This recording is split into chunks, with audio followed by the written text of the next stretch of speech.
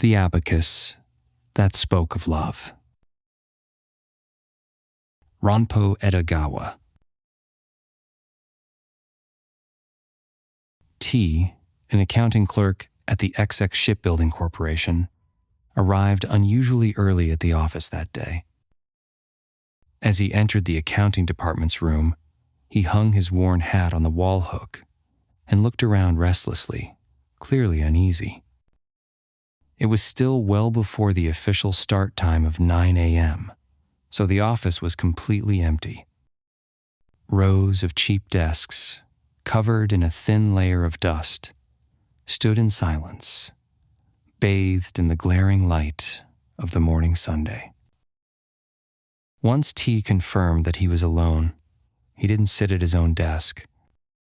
Instead, he quietly took a seat at the one beside his belonging to a young female office worker named Esco, his assistant. With a posture like a thief sneaking something, he pulled an abacus from her bookshelf, nestled among thick ledgers, and set it gently on the corner of the desk. Then, with a practiced hand, he began clicking its beads. 12,450,3,222,722 yen and 72 sen. He muttered the absurdly large amount aloud and gave a peculiar little chuckle. Then he left the abacus right where it was, conspicuously placed atop her desk, and returned to his own seat, pretending to go about his work as usual. Before long, one of the male clerks entered. "Hey, you're in early today," the man said, surprised. "Good morning," T replied, in a voice that seemed caught in his throat. If they were ordinary co-workers, they might have exchanged a cheerful joke, but the other man, knowing T's overly serious nature, felt awkward and went straight to his own desk. With loud thumps, he began pulling out account books. Soon, the rest of the staff arrived one by one, and of course, among them was Esco. She gave T a polite greeting as she sat down beside him. T, feigning intense focus on his work, was secretly watching her every move. Will she notice the abacus? He glanced sideways at her, heart pounding. But to his disappointment, she showed not the slightest reaction. Without any sign of suspicion, she brushed the abacus aside and pulled out a large ledger titled Cost Accounting in gold letters on black leather, spreading it across her desk. T was crushed. His plan had failed completely. Still, there's no need to be discouraged by a single failure, he told himself. If she doesn't notice today, I'll just try again tomorrow and the day after that. Resolving to repeat the scheme as many times as it took, T straightened up and resumed his usual diligent demeanor. The other office workers joked and complained, buzzing with idle chatter all day long, but T, as always, remained silent, steadily working until it was time to leave, never once joining in their frivolity. 12,450,3,222,722 yen. The next day, T again entered the office early, used Esco's abacus to enter the exact same sum, and placed it in a conspicuous spot on her desk, just like the day before. He then waited with nervous anticipation to see her reaction when she arrived. But once again, she took no notice whatsoever. She simply moved the abacus aside and got on with her work. And the next day, and the day after that, it was the same. For 5 days straight, the scene repeated itself. Then, on the 6th morning, something unexpected happened. That day, Esko arrived unusually early. It was just as T had returned to his own desk after placing the now familiar amount on her abacus. T froze. Had she seen him? Had she noticed what he had done? He glanced anxiously at her face, but thankfully, she showed no sign of suspicion.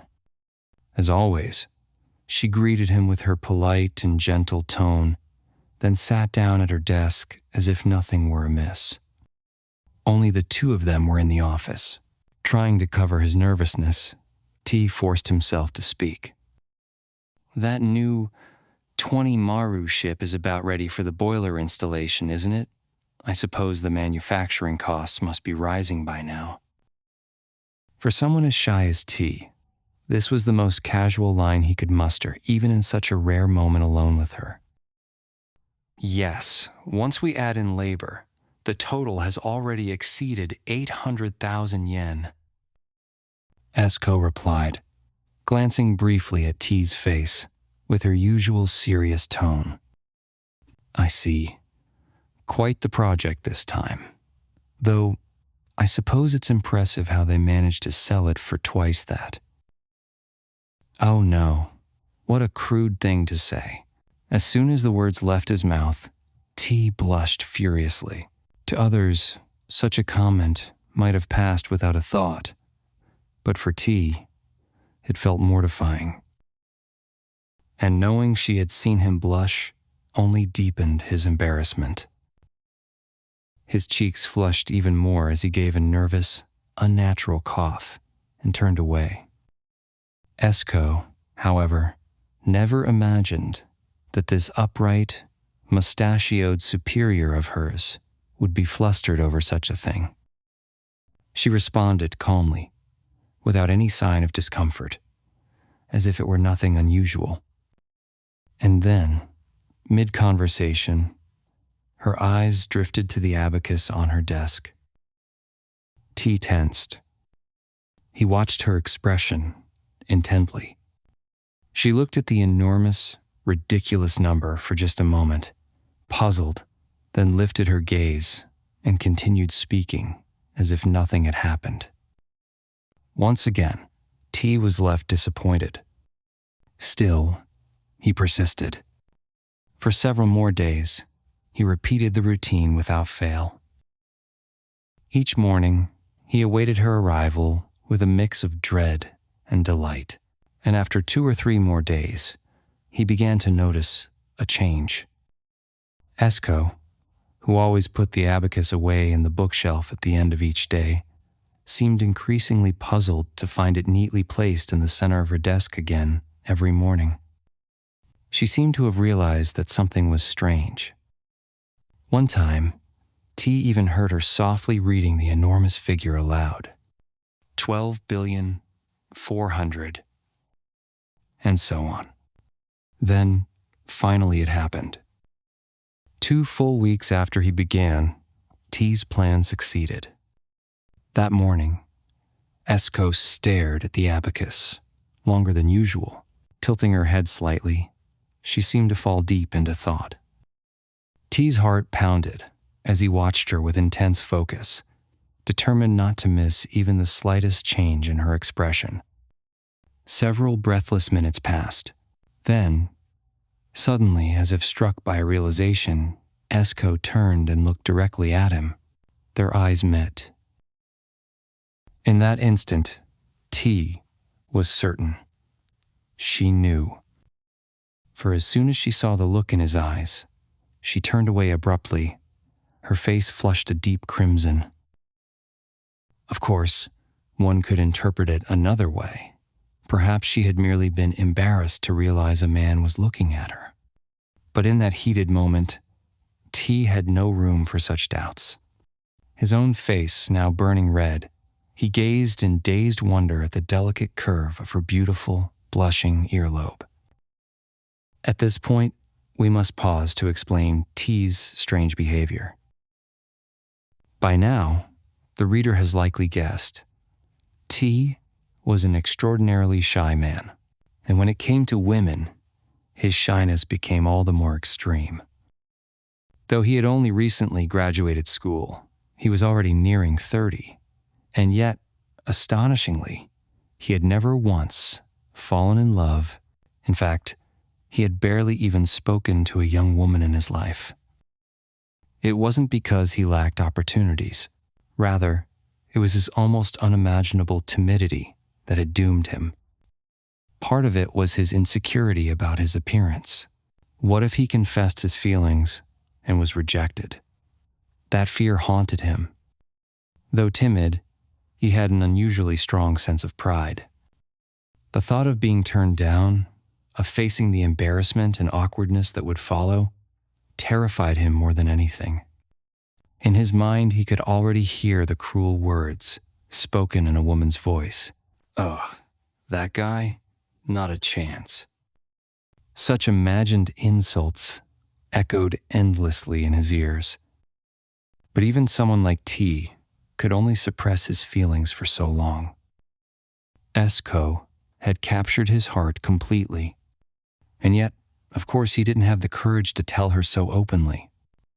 Instead, he began pondering if there might be some way to express his feelings that wouldn't leave him humiliated if she rejected him. Cowardly though it may seem, that was where his thoughts turned. He thought and rethought, devised plans and discarded them, all with a peculiar persistence characteristic of his type.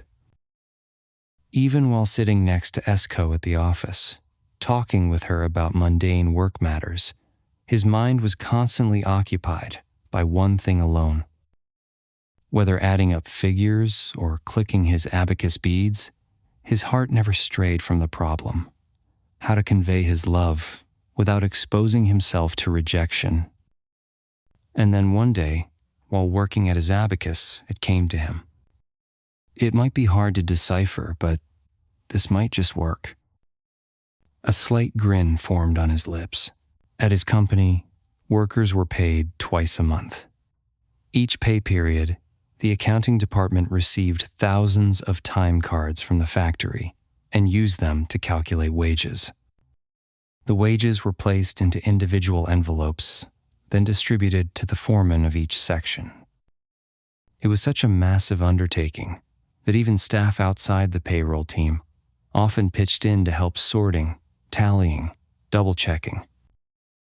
To organize these thousands of cards, employees sorted them by the workers' surnames, using the Japanese syllabary, starting first by major groupings like akasatana, and then into finer order, like A, I, U, E, O. Since they did this constantly, everyone in the accounting office had internalized the Gojuon order. For example, if the surname was Nozaki, they'd instantly think, Na line, fifth character. T decided to use this reverse. What if he used numbers on the abacus as a cipher to spell out a secret message? For example, no was in the fifth line, na in the fifth character, so 55. It might be a bit obscure at first, but with repeated exposure, she'd surely notice. These were numbers she saw daily. Well then, what words did he communicate to Esko? Let us try to decipher them. 1,200 million corresponds to the second letter of the first row, the A row, which is I. 4,500 corresponds to the fifth letter of the fourth row, the Ta row, which is tall. In the same manner, 320, 000 is she, 2,000, 200 is ki, 22 yen is also ki, and 72 sen is mi. That is to say, it reads, Itoshiki kimi, my beloved you. Had he tried to say it aloud or write it in a letter, T would never have had the nerve. But encoding it this way through the abacus felt safe. Even if someone noticed, he could laugh it off. Oh, what a funny coincidence in the numbers. And, unlike a letter, there was no evidence left behind. It was, truly the perfect plan. If Esko understood the message and accepted it, wonderful. If not, she couldn't very well reject him outright, nor gossip to others about it. And it seemed the method had worked. From Esko's manner, it seemed almost certain, 8 or 9 chances out of 10, that he would be spared disappointment. Thinking that this time he was surely safe, T now slightly changed the figures and sent 625,580, 1 yen 70, 1 sen. He continued this for several days. If we apply the same method as before, it is easy to see that it reads Hinoyama. Hinoyama was the name of a small amusement park on top of a hill not far from the company. In this way, T had begun to communicate even the rendezvous location. One day soon after, though he was now convinced they had reached a silent understanding, T still couldn't bring himself to speak to Esko about anything but work. Then, after one such conversation about accounting ledgers, there was a short pause. Esko suddenly turned toward him. She looked him over, curiously, a faint, mischievous smile at her lips. Then she said, "It was you, wasn't it, who kept putting the abacus there?"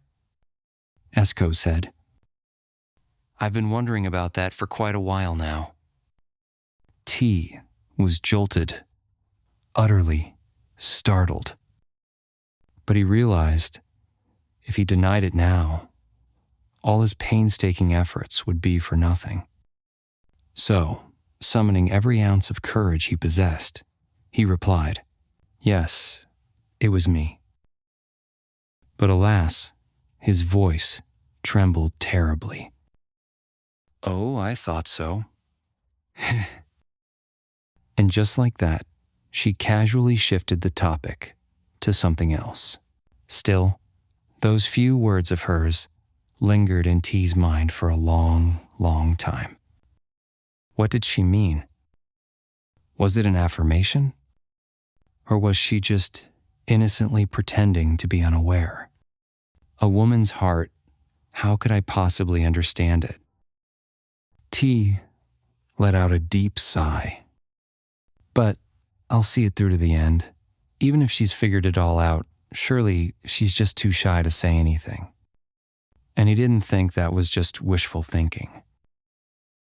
And so, on the following day, he resolved at last to take the plunge and sent 2,463,216,492 yen, 52 sen. This, when deciphered, read Kefuka Harini, that is, today, on your way home. With this, the matter would be decided one way or the other. If she came to Hinoyama Amusement Park after leaving the office today, then all would be well. If she did not, the entire scheme would end in failure. When Esko deciphered, "Today on your way home," surely, even if she acted composed, her heart must have stirred. Yet, she showed not the slightest sign of agitation. So calm, so composed, how could it be? The suspense was maddening. T, on this day more than any before, found himself unable to focus. He watched the clock anxiously, willing the hands to move faster. At last 4 p.m., dismissal time. All around the office, desks slammed shut and coats were put on. T sat perfectly still, struggling to contain his pounding heart, watching Esko with silent intensity. If she's going, surely something in her goodbye will give it away. Some trace in her tone or glance. But no change at all. Esko offered her usual polite farewell, reached for her scarf from the wall, opened the door, and left the room. No unusual expression, no subtle sign, just the same as every other day. T was crushed. He sat there, stunned, watching her leave without moving from his seat. Serves you right, he thought bitterly to himself. A guy like you should stick to your ledgers and numbers. Love, don't be ridiculous. With dark, hopeless eyes, he stared blankly at the floor, drowning in sorrow. But then, something unexpected caught his eye. Her desk, neatly tidied, just as she'd left it. And there, right in the middle, was the abacus. It had been placed precisely the way T always left it each morning. Had he overlooked it before? How long had it been sitting there? An unexpected joy suddenly made his heart leap. He hurried over at once and read the figures that had been left there. 832,271 yen, 33 sen.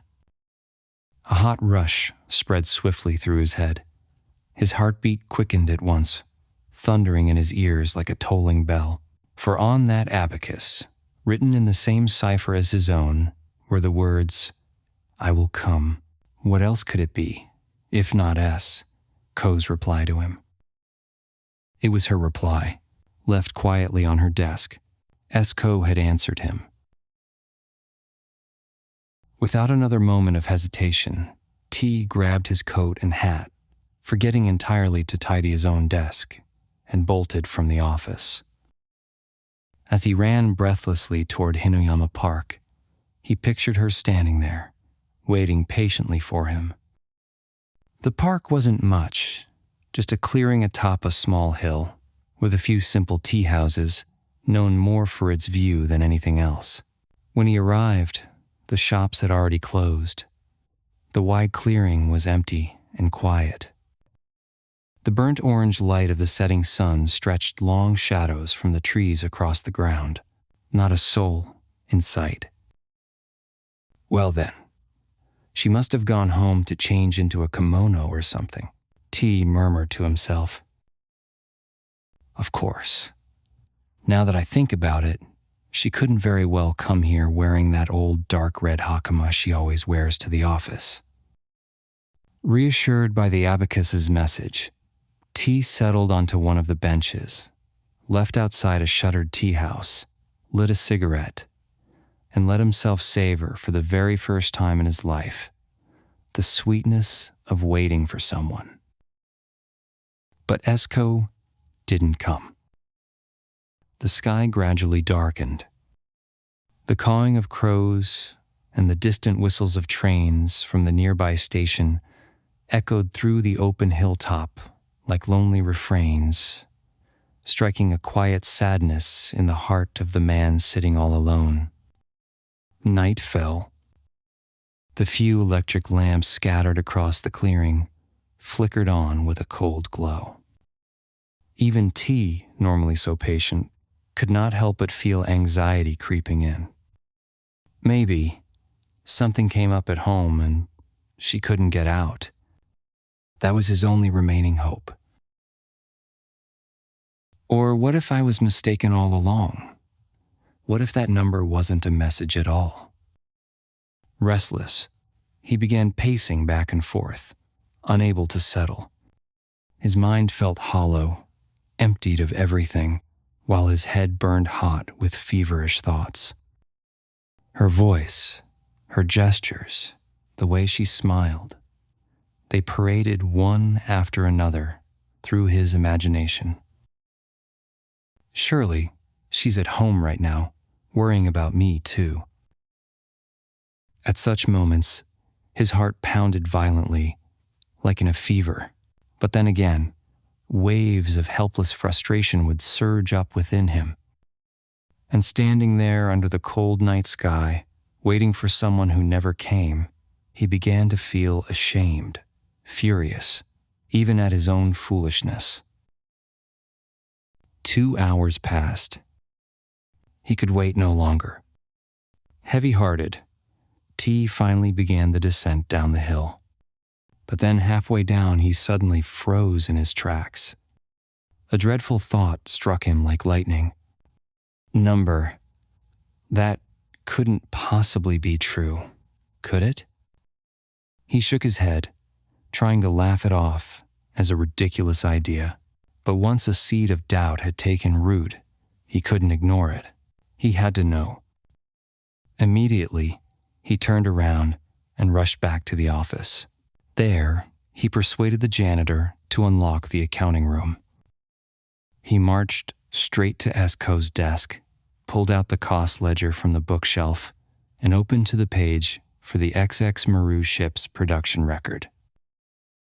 And there it was, 832,271 yen and 33 sen. The exact number that had read, "Yukimasu, I'll come."